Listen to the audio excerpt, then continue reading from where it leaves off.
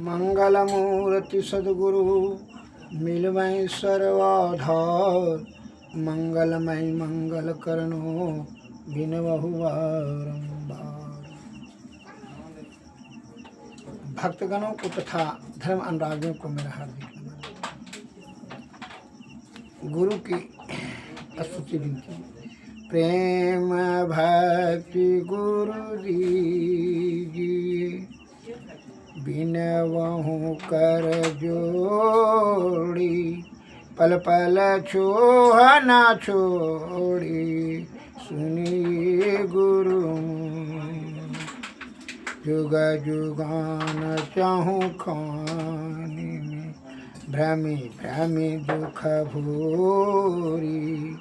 पाया हूँ पुण्य जहो नहीं, रहो इन्हते दूरी। पल पल मन माया रमे, कबहु बिलगन होता। भक्ति वेद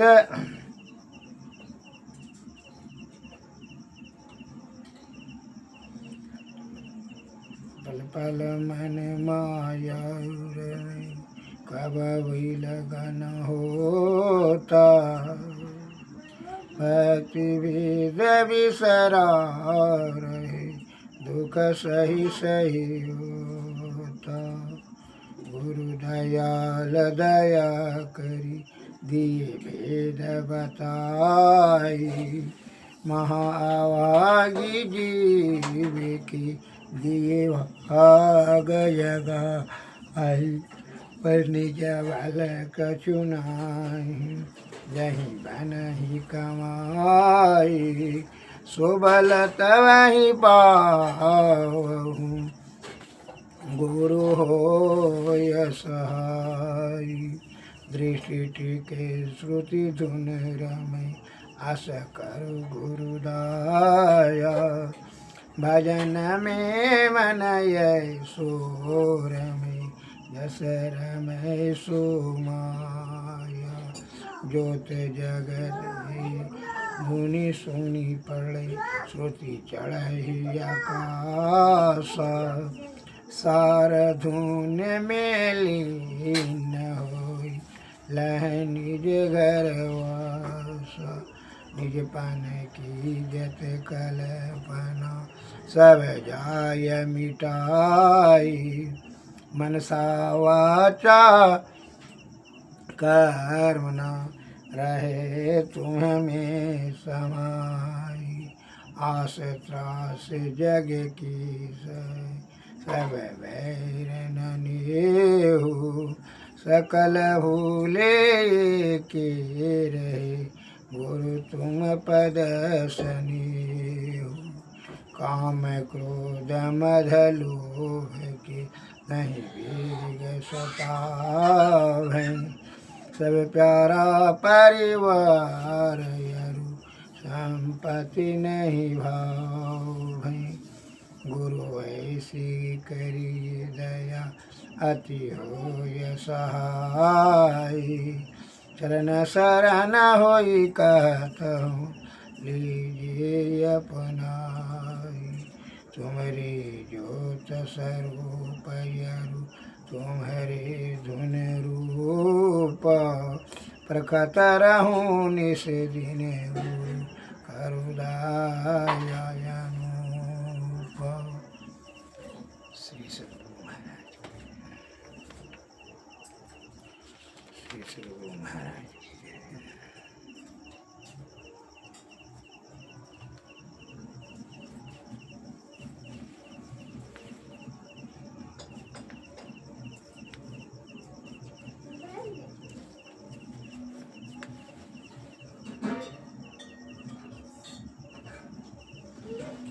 जहाँ मन है आपका, वहीं आप हैं।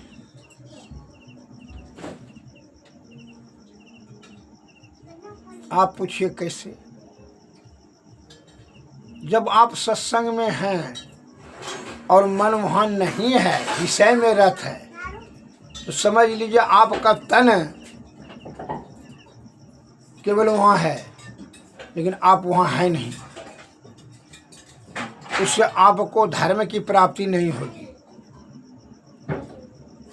कोई सफलता नहीं मिलेगा। जैसे विद्यार्थी स्कूल में हैं लेकिन उसका मन अगर यदि साथी संगति में उलझा हुआ है या कोई और अन्य विषय में संलग्न है, तो वह जो गुरुजी पढ़ाते हैं वो सुन करके भी नहीं समझ सकेगा। पहले तो सुन ही नहीं सकेगा, सुनते जाएगा और भूलते जाएगा, और सुन भी लेगा तो फिर समझ नहीं सकेगा, क्योंकि उसका मन कहीं दूसरे जगह विषय भोग में अटक गया है। एक सज्जन ने प्रश्न किया, महात्मा जी शास्त्र में बता रहा है कि गंगा स्नान करने से पाप का नाश हो जाता है, क्या यह बात सही है? कहा महात्मा जी ने कि हाँ बिल्कुल सत्य है। तब तो हम जितना पाप किए हैं हम गंगा स्नान करते हैं तो पाप हमारा नाश हो गया होगा। कहा ये तो तुम्हारे स्नान करने पर निर्भर है, का स्नान तो करवे करते हैं। आज महाशिवरात्रि को भी स्नान हम किए, क्या पाप हमारा खत्म हो गया? तब से जितना बड़ा बड़ा पापी है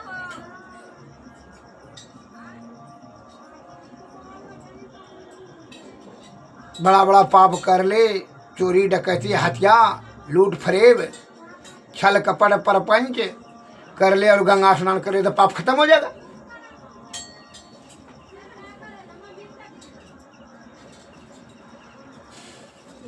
महात्मा जी ने कहा शास्त्र यह बता रहा है कि तन और मन दोनों से स्नान करें तब न पाप का नाश होगा। मन तो उसको पाप में परिवर्ती रखता है।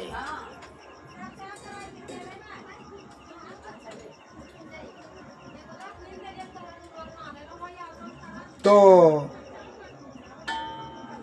तन स्नान कराने से तो केवल तन साफ होगा, मन का तो स्नान कराया नहीं, तो मन कैसे साफ होगा? और विषयों का मालिक मन है और मन ने वह पाप करवा दिया है। मन को तू स्नान करा दे, काहे मन से ही किया गया कार्य जो पाप का काम करवाया है और पाप हो गया है। तू मन से जो पाप उत्पन्न करता है करवाता है उसी को स्नान करा दे। कल नहीं समझे महात्मा जी, आप भुरा फुरा के बोलते हैं। कहा ठीक है हम तुमको उदाहरण देते हैं। कहा तुम जो है पेशाब करके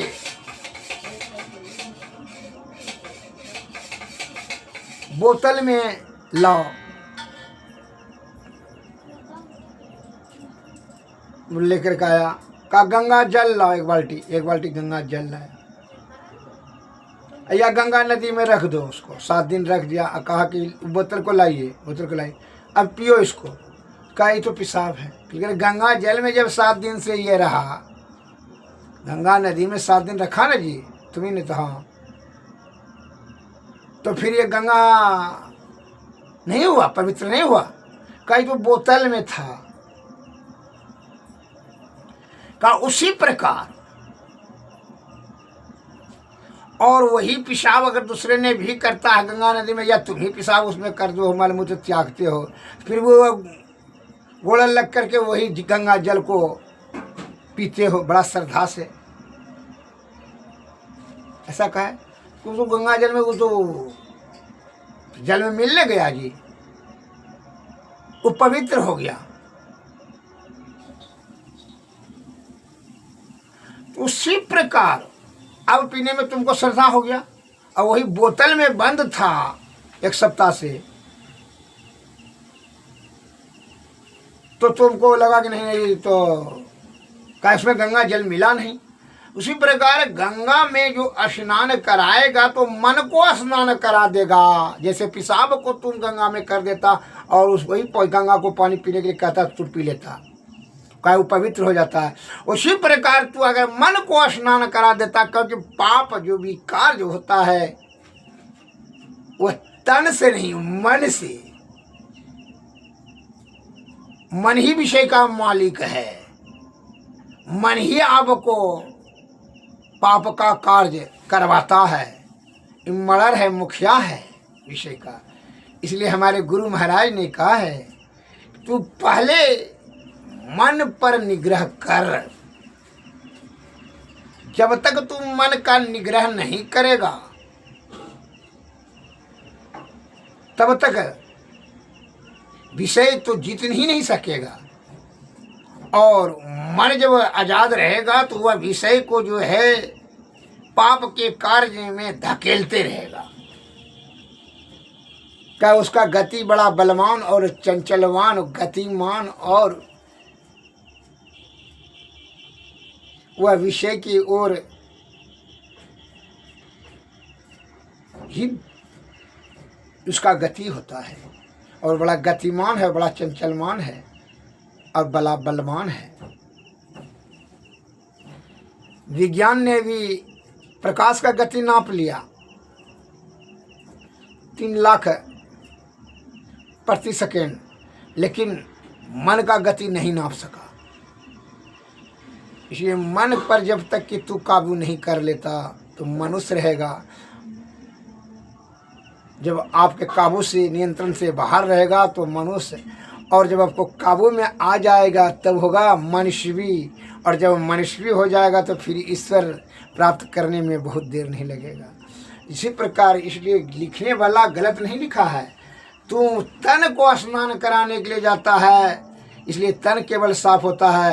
मन को अगर यदि तू स्नान करा देता तब तो उसी समय पाप का मन से होता है, तब तो उसी समय पाप छिन्न हो जाता। लेकिन मन को तू कदापि स्नान नहीं कराता है। मैं एक लघु कथा कहता हूँ। 2 ब्राह्मण, दोनों भाई, बड़ा प्रेम। एक का नाम था बिरत, एक का नाम था सुबिरत। वो सुबिरत जो है, दोनों भाई ब्राह्मण थे, तो जो है बड़ा कहा दोनों भाई चलिए प्रयागराज महात्मा जी से भेंट करेंगे और ज्ञान प्राप्त करके जुक्ति जानेंगे तो भक्ति मुक्ति होगा। तो दोनों भाई ने विचार करके कहा हाँ चलिए भैया। वो आया, वहाँ से घर से निकला और रास्ते में बड़ा अंधर तूफान चलने लगा, जिसके कारण से दोनों भाई अलग हो गया और रास्ता भटक गया। एक तो पूछते पूछते एक दो सत्संग में चला गया, महात्मा जी का प्रवचन नहीं सुना, और एक भाई भटकते भटकते रात में जो है रात हो गया तो जो है वेश्यालय चला गया। लेकिन वेश्यालय में जाकर उसका कुकृत देखा कि कितना पैसा वाला सब आता है, वेश्यावृत्ति का कार्य करता है, वेश्यागमन करता है, कितना पाप रहा है।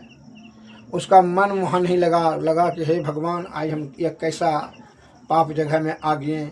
हम आए थे घर से महात्मा जी का दर्शन के लिए, यहाँ वेश्या का दर्शन हो रहा है। वह सदैव रात भर भगवान से जो है निवेदन करते रहा, स्तुति रहा, ध्यान रहा कि महात्मा जी का दर्शन होता तो कितना सुंदर होता, ईश्वर की प्राप्ति हो जाती। यही चिंतन करते रहा, मनन करते रहा, मन में विचार करते रहा कि सवेरे हो जल्दी जाएं। और ये जो सत्संग में जो बैठा था छोटका भाई,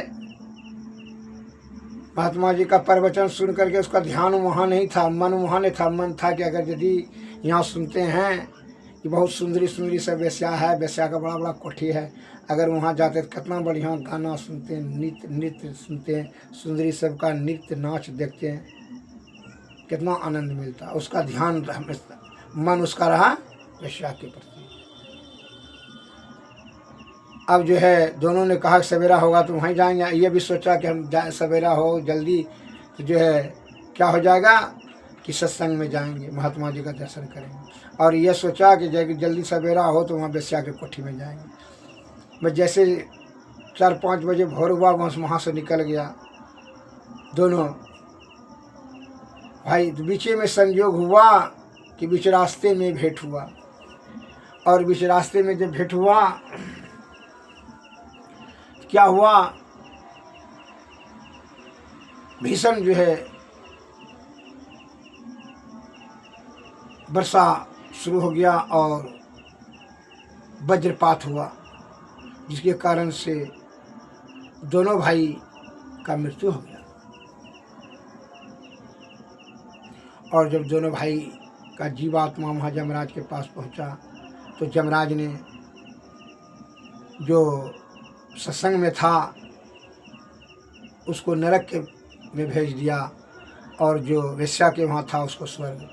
कहा कि ऐसा कहे प्रभु, यमराज से निवेदन किया दोनों भाई जीवात्मा ने, दोनों भाई का जीवात्मा ने, कि हम तो रात भर सत्संग में थे। करके तुम न थे, लेकिन तुम्हारा मन तो वहाँ वेश्या के कोठी पर था नाच गान में। करके ये भैया तो बोल रहा था कि हम वेश्या के कोठी पर अटक गए, भटक करके चले गए। कहा लेकिन इसका मन था सत्संग में कि भगवान से क्षमा मांगा और पश्चाताप में जल रहा था कि यह हम कहाँ पाप जगह में आ गए। यह हमेशा सवेरा का इंतजार करता था कि महात्मा जी का जाएंगे दर्शन करेंगे। मन इसका हमेशा महात्मा जी के प्रति श्रद्धा स्नेह पूर्ण विश्वास था। तन वहाँ रहने से क्या होगा, मन इसका, इसलिए यह इसका पवित्र आत्मा हो गया, और तुम्हारा पवित्र अपवित्र गंदा दूषित हो गया भाव विचार। इसीलिए तुमको भाव विचार के अनुसार से ही तुमको नरक जाना पड़ेगा। कहे तुम्हारा भाव मन था हमेशा वेश्या के प्रति, और इसका मन महात्मा जी के प्रति, इसलिए इसको स्वर्ग मिला। श्री सद्गुरु महाराज की दोनों को जवाब मिल गया। जिस प्रकार डॉक्टर साहब ने जब पेट फाड़ता है पेशेंट का, रोगी का,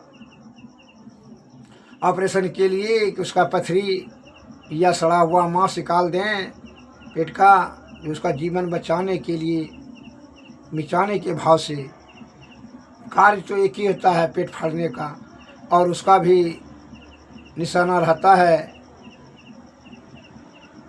कि धन की प्राप्ति। वो ये भी 1 लाख रुपया लेता है, और कोई बदमाश में भी पेट फाड़ता है, वो भी 1 लाख का छीनता है, वो भी पेट फाड़ता है लोहे से, चाकू से। लेकिन दोनों में भाव में अंतर है। कार्य तो दोनों का एक ही हुआ, वो भी पैसा लेता है, डॉक्टर भी पैसा लेता है, डाकू भी पैसा लेता है। कार्य क्रिया एक ही हुआ पेट फाड़ने का, लेकिन भाव अलग अलग है।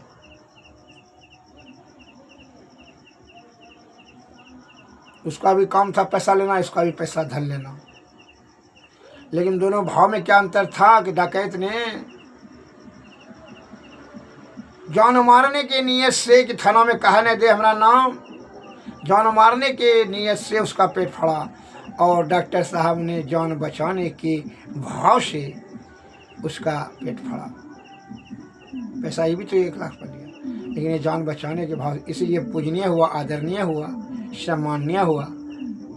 सम्मान के योग है, आदर के योग है। भगवान का दूसरा रूप उसको कहा जाता है, और डकैत को शैतान का रूप कहा जाता है, इसलिए वह दंड के योग है। इसलिए समाज में और ईश्वर की दृष्टि से, ज्ञानी की दृष्टि से वह अपराधी है। कहे अपराध में उसकी प्रवृत्ति है, दूसरे को अकारण कष्ट में निर्ममतापूर्वक, कठोरतापूर्वक डालने का काम अपना स्वार्थ संहित के लिए वह केवल कार्य करता है। जो परमार्थ का भाव से जो कार्य करता है वह धर्म कहलाता है। स्वार्थ के वशीभूत होकर जो कार्य करता है वह अधर्म कहलाता है।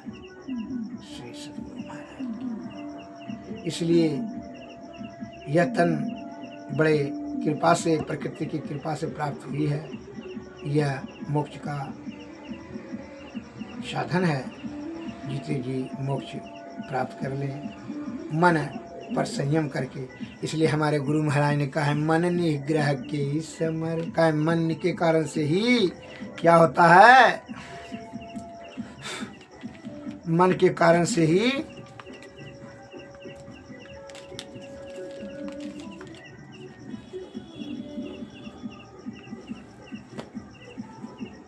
विषय में प्रवृत्ति होती है, विषय की ओर ले जाता है और विषय में आसक्ति के कारण से मन ही पाप करवाता है। इसलिए मन पर नियंत्रण करेंगे तब जो है आपका जीवात्मा ईश्वर के प्रति जाएगा।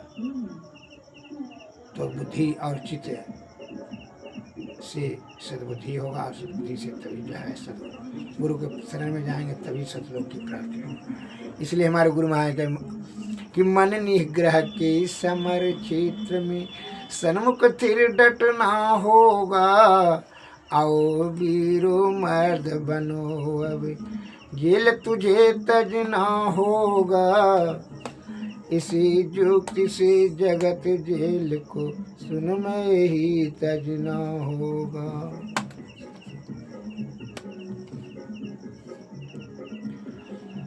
भक्त नहीं है ये वीरो अब गाफिल होकर सोने का। बिंदु रहा से निकल बहादुर मंडल टपना होगा। गुरुपद धर कर ध्यान से सूरो दृष्टि अड़ा दो सुसुमन में। मन की चंचलताई से बल कर कर के बचना होगा।